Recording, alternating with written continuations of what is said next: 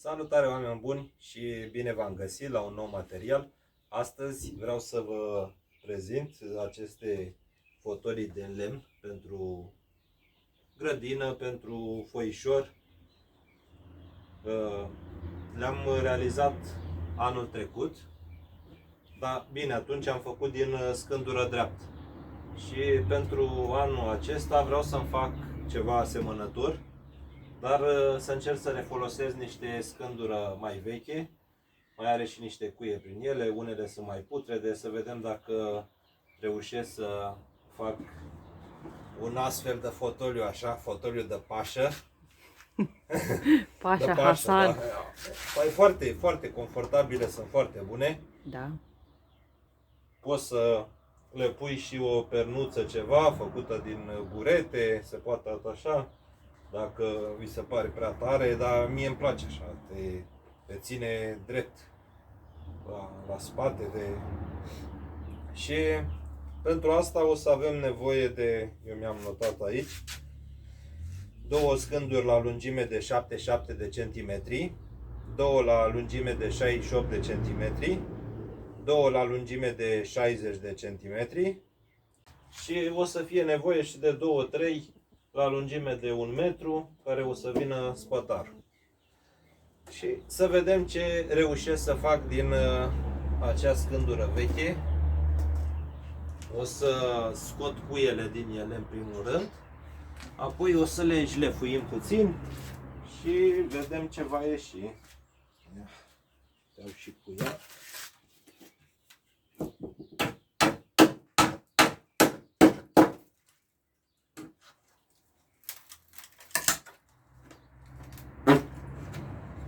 Dar sunt uscate astea. Da. Cred că o să meargă refolosite. Să vedem. Eu încerc. Mai sunt și putrede, ne? Da. Asta e.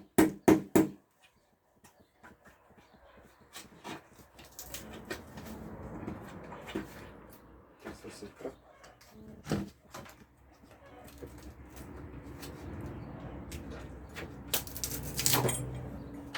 Dacă nu reușesc să fac ceva din astea, o să îmi iau scândură nouă ca să fac, domne, un fotoliu de asta. Așa o să-ți fac și ție unul, dar din scândură curată îl fac mult mai repede și mai ușor.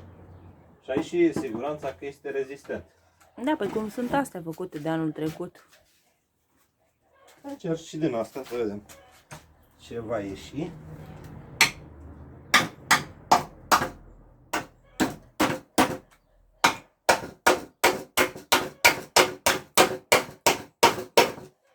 Astea nici nu sunt la aceeași mărime, la aceeași grosime. De asta zic să văd. Sunt diferite, dar vedem ce va ieși pe parcurs. Păi, uite, mai prezint câte ceva și mie îmi place să stau comod când stau cu oamenii de vorbă. Corect.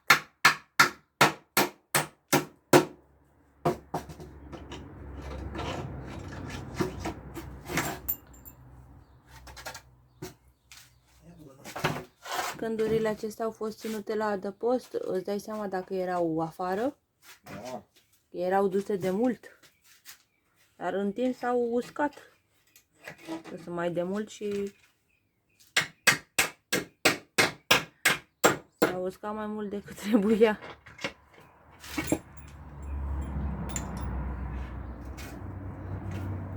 O să vă arăt și altele făcute din lemn, unele le-am tapizat. O să vedeți despre ce este vorba. Sau poate o să pun un intro la început, cum le-am realizat, și pe cele tapizate.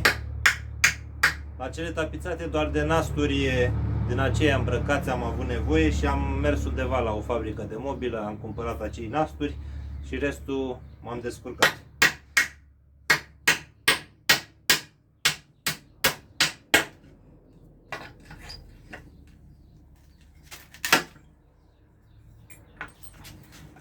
Ce faci, Ubix, aici? Te fac lemne pentru grătar din scândurile astea.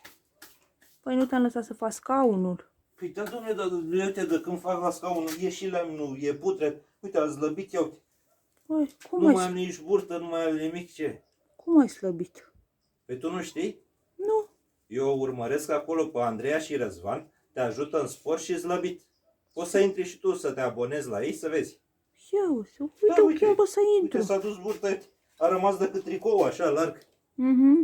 Da, dar în schimb, ia uite. Da, Brandon. Brandon. Păi atunci o să-ți iau tricouri din astea Am zis așa. să fac un grătar, mai dom'le, mici. din astea, nu mai fac scaun. Fac un grătar. Faci grătar, gata, ai. Să pun muși pe mine. Păi da, domne, și Nu scaun. mai mănânc ulei. Păi și scaunul ce-i facem? Nu mai fac scaun. Stau în picioare, uite așa. Uite.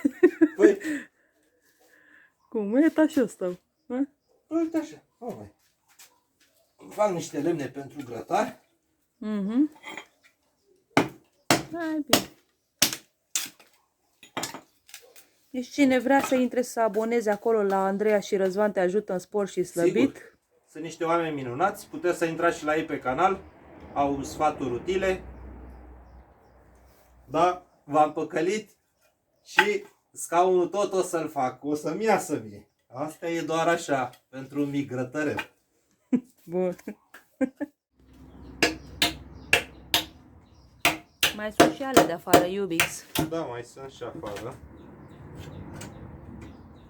Le iei și pe alea și le cureți așa. Sigur, trebuie curățate, trebuie frecate puțin. Am luat și rindeaua aici să le dau un pic cu rindeaua pe ele. Apoi să le șlefuim. Dă-i bine.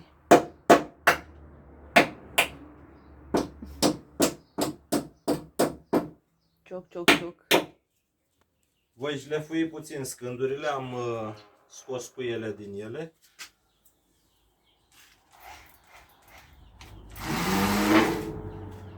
Ia uitați-o cum arată ea așa neșlefuită. Vezi? Se vede, da? Vedeți cum o să arate șlefuită? Are un nod.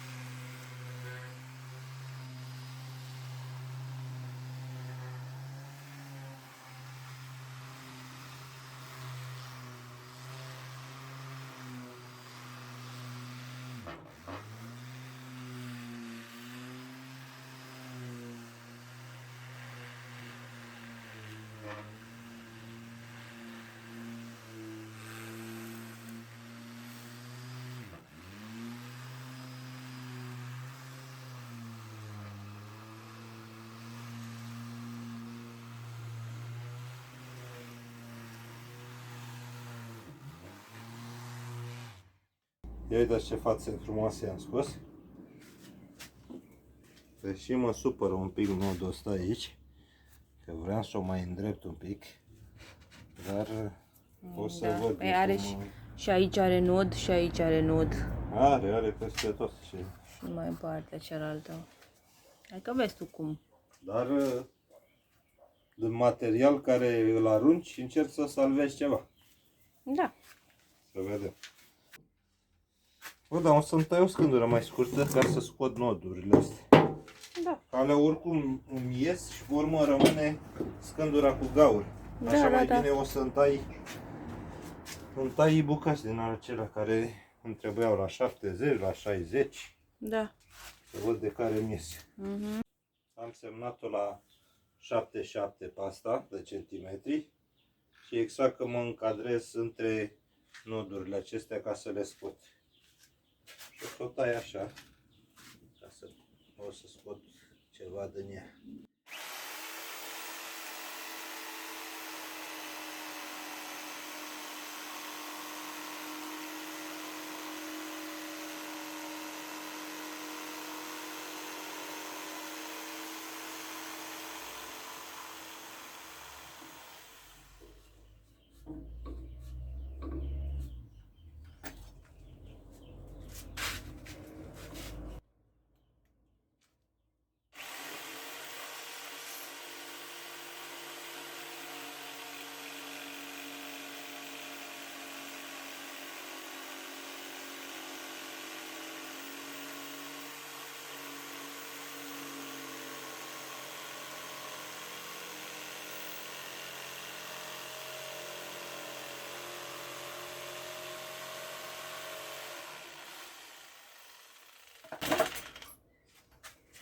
Mi-am scos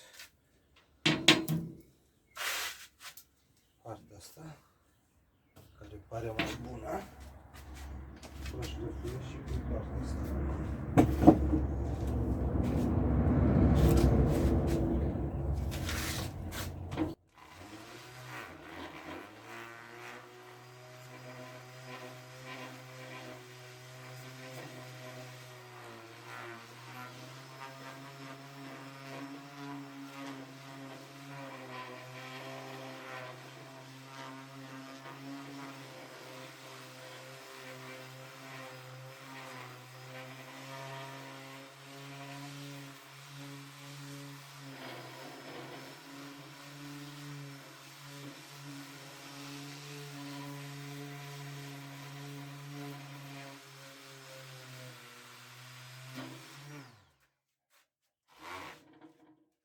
Asta era bună de asta aici unde ții brațele. Mhm. De mânere. Da, e pe rotund așa.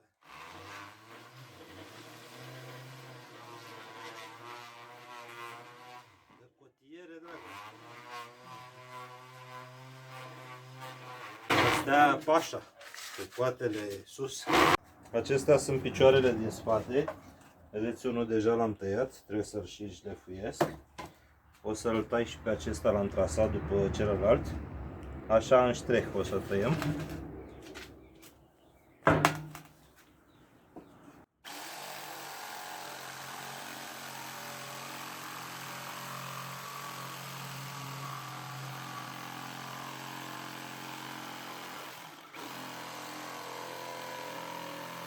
Acum o să-l șlefuiesc și pe celălalt și continuăm să facem și celelalte părți. Deci acestea o să fie picioarele. Să vină așa ceva. Mai am de lucrat la ele.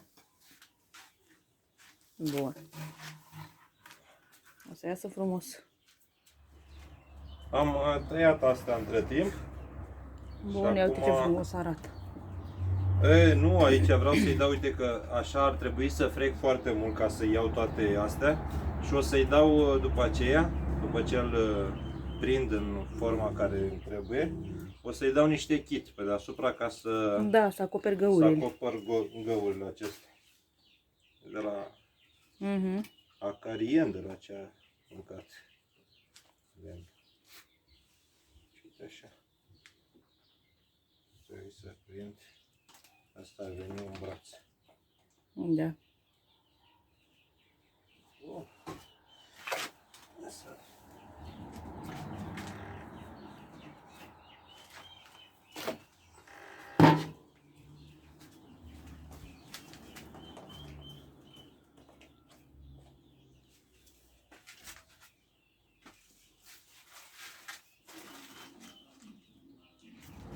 mai prinde asta aici așa.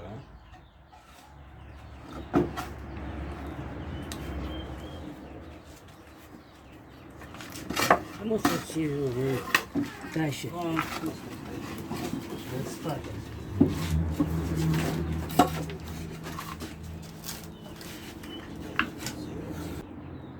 E mult până o prind un pic.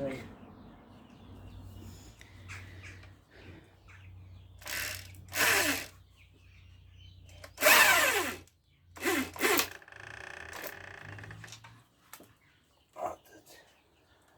Dacă nu să-i mai dau încă două.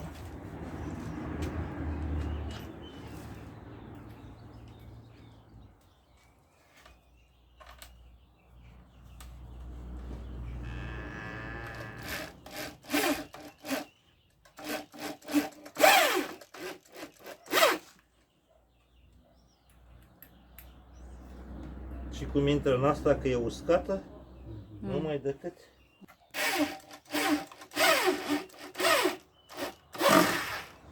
Bun.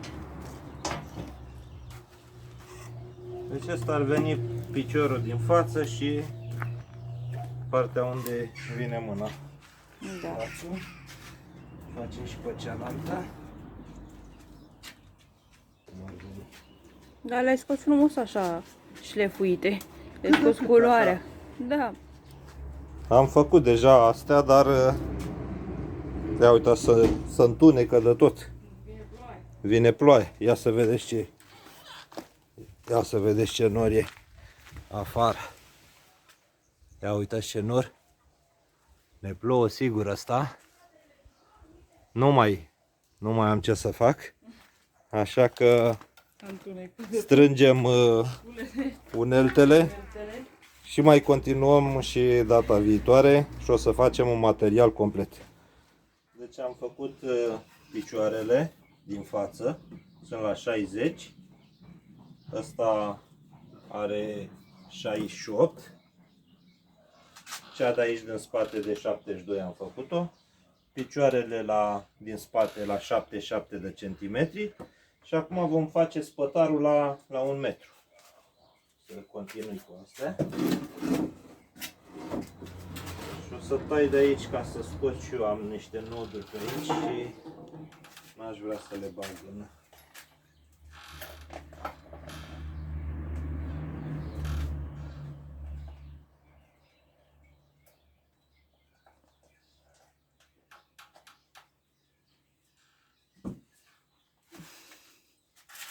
Un șoricel. Șoricuț.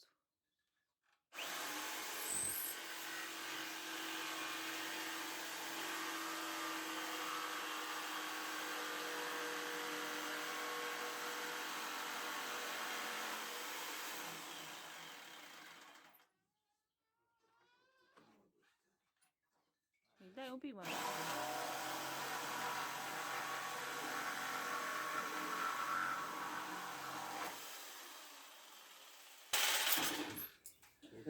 S-a luat, ai scăpat de nodul ăla. Și aici, uite, sunt multe, sunt 2, 3. Am ce faci, trebuie să o tai de aici. Da.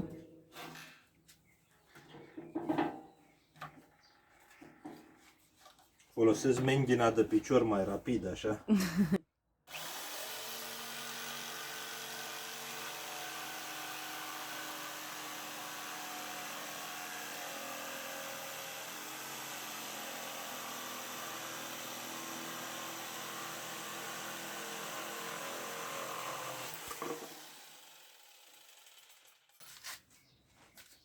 Bun.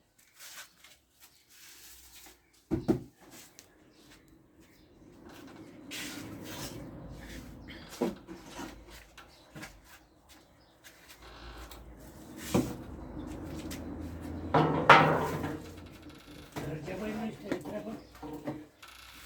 Merge. Merge, a? Ce groasă e scândura aia? Da, e chestia că nu sunt drepte, să văd cum le fac. Da. Că, uite, are cocoașa asta. Mhm. Și oare merită să mai iei cumva din cocoașa de acolo? Nu. Se subțiază după aceea.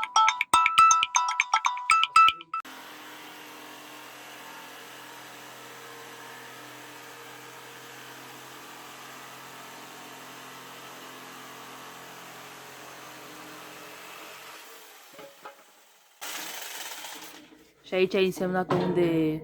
Da, da, da. Făcut-o la 1 metru. Aha.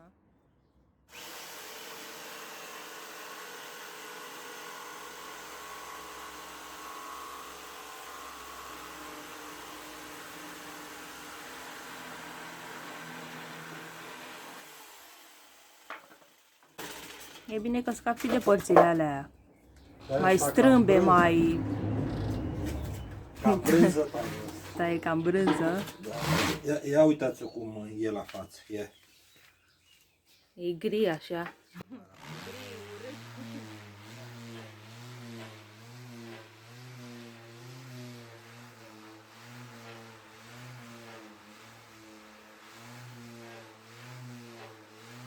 Deja începe să se cunoască diferența.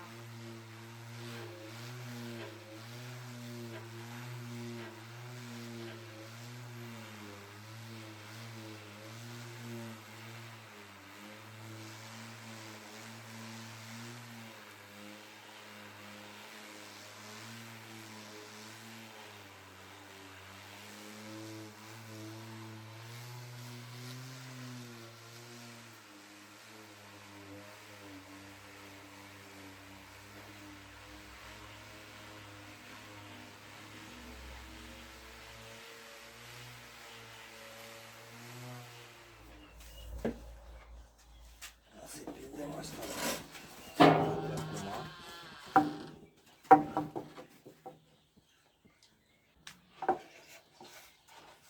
Am să o fixez cu 2 clești. Hai că țin eu așa.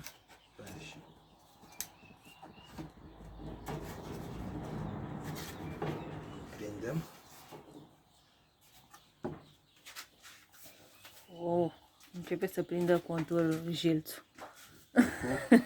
Jilțul lui Pașa Hasan.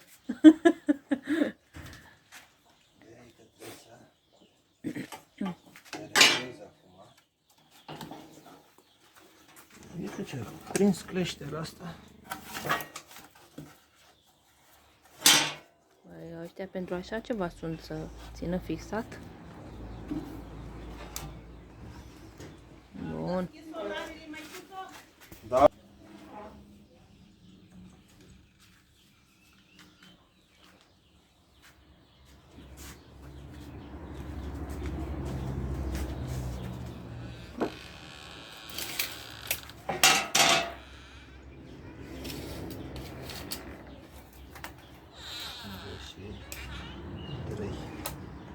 Trebuie să trag una mai în interior. 53. Da, Mhm. de aici.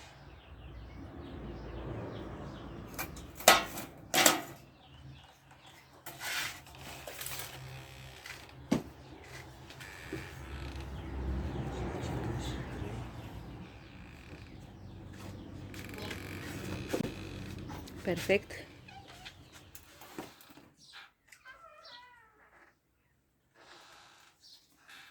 E fixat așa. Da, da. Nu prea stă cu cleștește așa cum vrea. Auzi, poți să-mi ții tu cu Da. mâna de aici? Îți țin. Până Da. prind eu.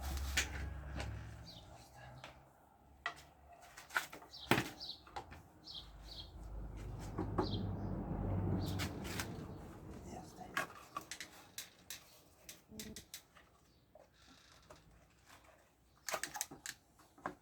E prea groasă acolo. Da. Îți țin eu așa. Hai bine. Ții tu așa. Ca să-i dai negres acolo.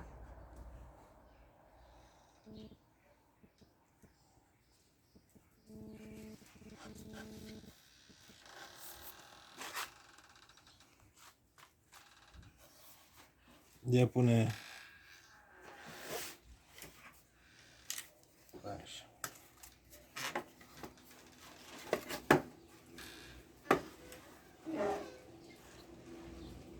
Trebuie să-l fac după asta. Lasă mai jos. Mai. Cam mai. La Cam așa. jumătate. Cam așa. Da.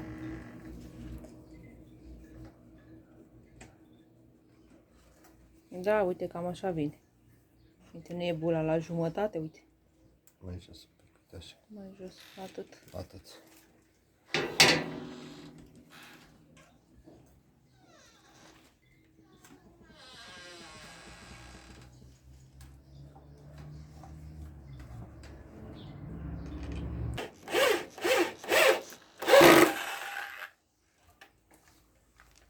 Stai până îi mai dau unul.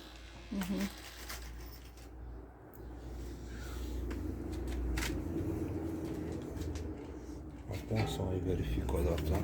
Mai verifică, da. Acum se fixează, dacă îl ții drept așa. Da.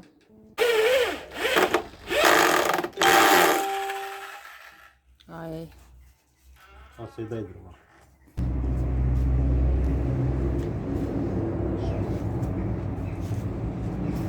Și pe celălalt. Da. Iese giorno ăsta. Giorno. Atât că am greșit eu aici și am tăiat bine, pe urmă mi-am dat seama că nu vreau să pun cu astea în exterior, știi, ca să nu să... Și am zis să-i le pun în interior. Și eu le gândisem altfel și am tăiat astea așa. Ar veni asta pusă, dar de fapt așa vine acum Așa pusă. vine, da. Și e tăiată, dar nu e nicio problemă. Nu, nimic. Asta că nu tușește. Păi da.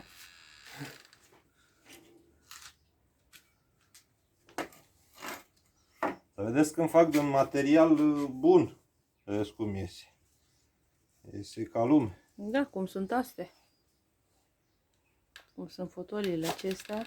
Da? Vreau să vă arăt că se poate și din material să le folosim. Da. Ia să vedem. Hai că mai trebuie iar să-mi ții puțin. Da.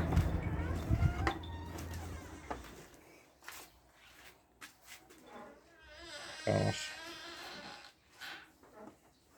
E la jumătate.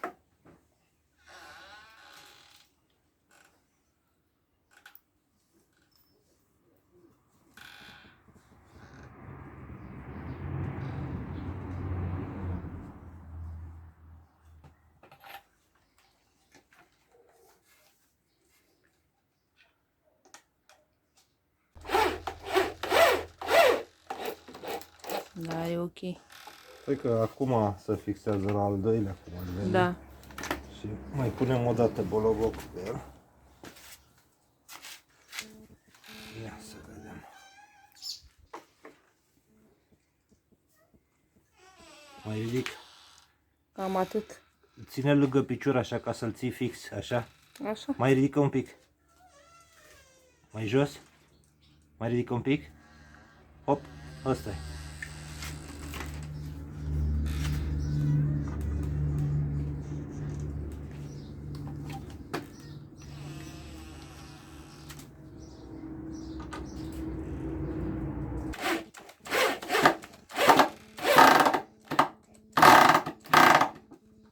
Ce drăguț.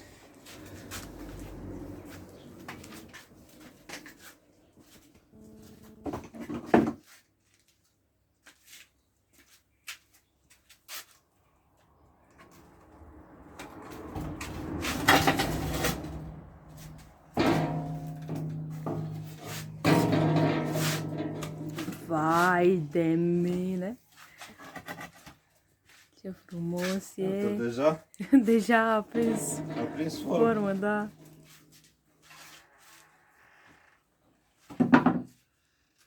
Hai să vedem cum îi reglez spătar. Mai înclină. Mai înclinat, da, mai pe spate un puțin el. Așa.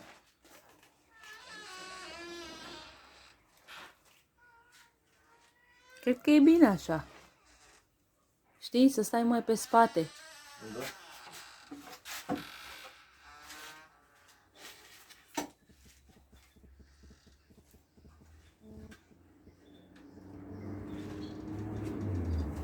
Pus provizoriu, așa să... Uite de aici, din față, filmează să se vadă cum ar veni. Cam așa ar veni. Și se pune aici Ia uitați. Jos aici se prinde, uite așa, o scândură. Trebuie să îndrept o parte acolo ca să vină bine. La șezut. Da. Și astea de sus de la spătar vin prinse în aceasta, care asta o prindem pe lateralele astea. Sus o să-i facem așa frumos pe rotund. Am freză de aia de colțuri. Facem frumos, domne, ce mai. Da, superb. O să iasă super frumos. Ca cele de acolo o să iasă. Gen. Cu colțuri frumos. Da, păi, uite la aranjat. astea, uite, le-am făcut și pe la marginile astea sunt făcute cu freză pe aici. Uite, are un model. La fel și aici, sus. Sus, are tot la fel un model Are soțul meu făcut toate, cu... toate uneltele le are soțul meu. Să facă Păi da. mobilier de grădină. Ia uitați, și ăsta a prins formă. Și aici o să-i dau cu niște kit. Să acopăr eu astea așa. Frumos cu niște kit, cu șpaclu. Da. Și după Lăsăm aceea o să să-i dăm cu întărească baiți. puțin. Și pe urmă îl șlefuiesc din nou. Da, Să îi nu dăm mai- și cu baiți. Da, o să-i dăm cu O baiți, să cu iasă super. ulei de in, cu ceva. Vedem. Uite, ceva în genul ăsta o să fie așa. Da. Îl mai întregesc eu puțin. Da. Cam așa. Așa. Și aici Dar ori o facem veni bine frumos. înclinat sau să-l trag mai în față? Da, ei să trag mai. A început Trebuie să ploaia, fac- mă, iar. Uite, bă, ploaie. Hai să fac puțin proba. Păi nu, cade alea dacă le dai jos de acolo. Uite, mai așa ar trebui. Trag asta mai de jos, o trag mai în față, o semnez. Întâi o să-i fac o margine dreaptă la aia, ca să pot să le prind pe celelalte pe dedesubt de ea. Ok? Uite, să iasă gen așa. Confortabil așa. Da, da, e. Ce să spun? Cred că trebuie să-l faci puțin mai pe spate decât astea. Bă, noroc cu ploaia asta, că altfel nu mai lucram la ăsta. Aveam noi timp să stăm să lucrăm la asta. Dar am avut noroc că plouă și... Ei, ia uitați. Ce Să ziceți? mai șlefuiesc pe asta un pic, puteți să o pun aici. Da. Totul din material reciclat. Mie nu prea îmi place exact cum iese, dar ținând cont că este din scândură veche, A și ieșit dintre asta destul de nici nu e frumos. dreaptă, e pe rotund, așa e mărgini dintre astea. N-are nimic, că mai iei material și mai faci. Decât la foc, uite, merge bun. Da, merge făcut din el. Aici trebuie să o șlefuiesc și pe asta. Uite deja. Și să O stai să ca stai pașa pe el. după aceea. A, uite-l. Pașa. Foarte simplu de făcut asta. Are picioarele din față de 60 și asta mi se pare de 68, Da, unde ții brațele. da, de 68. Picioarele sunt de 77 Da? și asta de la spate e de 72. Și astea la spătar sunt de 1 metru. Da, dar să le mai frezăm, le mai De aici, aranjăm. nu? Îmi place mie, uite, de aici de sus se vede, cred că. Da, da, se vede. Refilmez. Asta e mai în interior, vezi? Da. Nu sunt ele, nici nu sunt la aceeași grosime, n-am ce să le Da, fac da, și nu n-am sunt la mașină fel. să le iau la grosime. Și așa să le iau din rindea, le-a subția în anumite părți foarte mult. Da. Și ele și așa sunt bătrâne, îți dai seama. Mhm. Așa că nu știu, aici m-am gândit să-i fac așa, eu știu, un model să nu Îi mai faci arate cu chiar freza. așa, că nu sunt toate la nivel. Aici la spate, uite, asta m-a interesat, să fie toate la drept. Da, ca să acolo nu te sunt la jenezi. drept, da. Dar aici sus nu vin. S-a întâmplat ceva cu scândura. Nu sunt toate la drept, așa că să-i fac O să le faci un așa model. ceva să Chiar, nu se vadă chiar. chiar așa mă gândeam și eu. Le faci un model cu freza aceea și o să iasă frumos. Să le iau sau să le iau pe rotund așa cu șoricelul. Presez. Mi-au crescut colții, mă. Da, ce colței. Uite. 3 Fildeș. colți. Am fildeș. Da. În telefon. Mhm.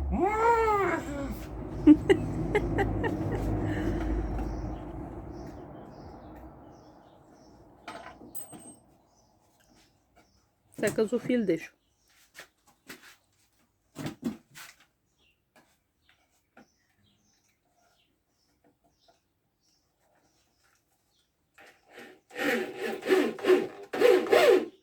Ei, cam așa arată. La roșu. Deocamdată. Așa arată la roșu. Ia uite. Foarte solid, stabil. Așa, ca Pașa Hasan. Nu ai nicio treabă, uite. Îndreaptă și cocoașa aici. Da. Dacă stai pe ăsta drept. Păi, nu trebuie să îndrepte cocoașa. Cu Trebuie să-l tai acum pe sus. Pe acolo, să-i faci forma. După aceea să-l faci cu freza. Să-i dau și aici cu niște kit să acopăr toată Da, toate imperfecțiunile astea. imperfecțiunile.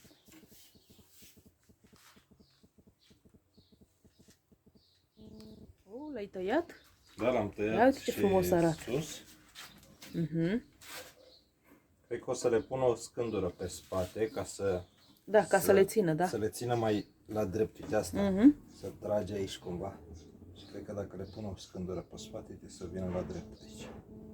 Arată frumos. Cam așa Mai e arată puțin la de lucrat? roșu. Da, mai am de treabă. O să-l vedeți când este gata prin alte materiale la noi. Nu știu dacă mai stau să mai îl fac tot. Acum nu. S-ar face un material foarte, foarte lung, cred că. Dar o să vedeți cum iese totul la... Da, Sau când e probabil gata. Să Când... le arăt cum vine cu freza aia un pic făcut pe margine. Mai avem scândură, mai facem, cred. Nu știu, e cam putredă aia. Da, e puțin cam Da, putrede, dar vedem ce mai Să găsim văd dacă prin ea. mai scot din ea. Mhm. E foarte bun, uite, mai... Da, la În grădină loc e să perfect. arunci... Că asta era scândură de aruncat la foc. În loc să o arunci, e foarte stabil, e Este, da? calm. Frumos. Bun. Păi.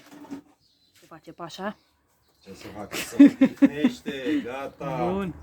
Ia uite, mi-am făcut jilțul. Bun. Ia să veni și negruț. Lasă-mă negruț să faci. Mă deranjezi aici pe scaun.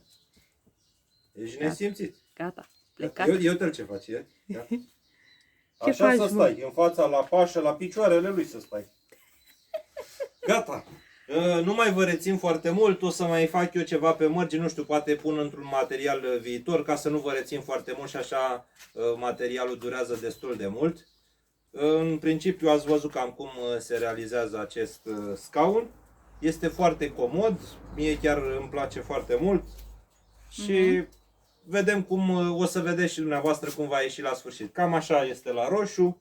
L-ați văzut. Vă mulțumesc frumos pentru vizionare. Dacă v-a plăcut ceea ce facem noi, nu uitați să lăsați acolo un like și dați un share să afle și prietenii dumneavoastră. Vă doresc o zi bună, la revedere! La revedere, v-am pupat! La revedere! Nu mă pricep foarte bine la desen, dar am vrut ca să înțelegă. Aici avem 60, asta este de 60 de centimetri. Aici avem de 77, deci piciorul din spate, 77 de centimetri. Aici la braț este de 78 de centimetri lungime.